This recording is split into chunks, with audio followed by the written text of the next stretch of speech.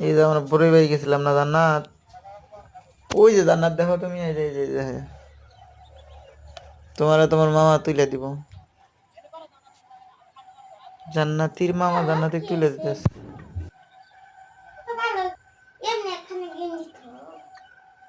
হ্যাঁ সব দোষ তুমি আগে উঠবা আবার।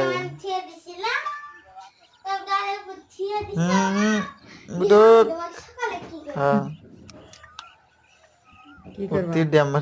আরে বাইক টুক দিয়ে আমার কষ্ট হয়েছিল, সেই কষ্ট হয়েছিল, আমি নিজেই বেড়ে যাবো না কেন, আমি এটা চিন্তা করতে আছি। পরে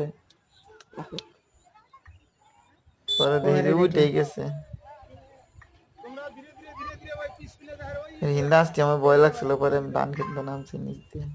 কে কে বললাম যদি বাইঙ্গা খালি পচা মানিতে পড়ে যায়, পরে না আমি বললাম হাসান ইসু পরে কেমনে গেল? হাসান ইউসুফ ওরা তো নিচ দিয়ে গেছে আগে।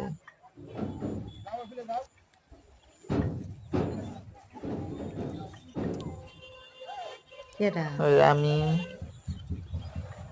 আর জান্নাতি ধান খেতে আইছি, তুমি পিছে পিছে পরে আইছো জানতে। কেটা আমি? আর ভাই উপর দিয়ে আইছি, আলের উপর দিয়ে, তাই না? আম্মু তো ওইসব কালাই যে ওর থেকে নামার সময় পড়ে গেছিল না, গদ্দে পড়ে গেছিল। পরশুদিন বেড়াইলাম না কালকে।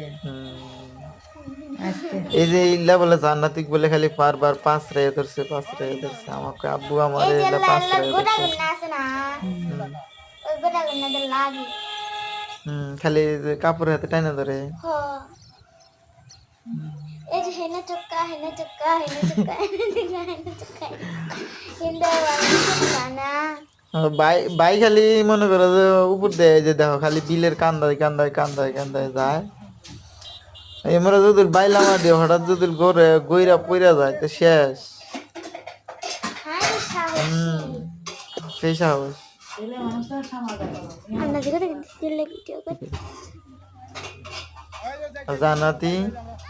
জানাতি কি করতেছ কত দিয়ে জানা?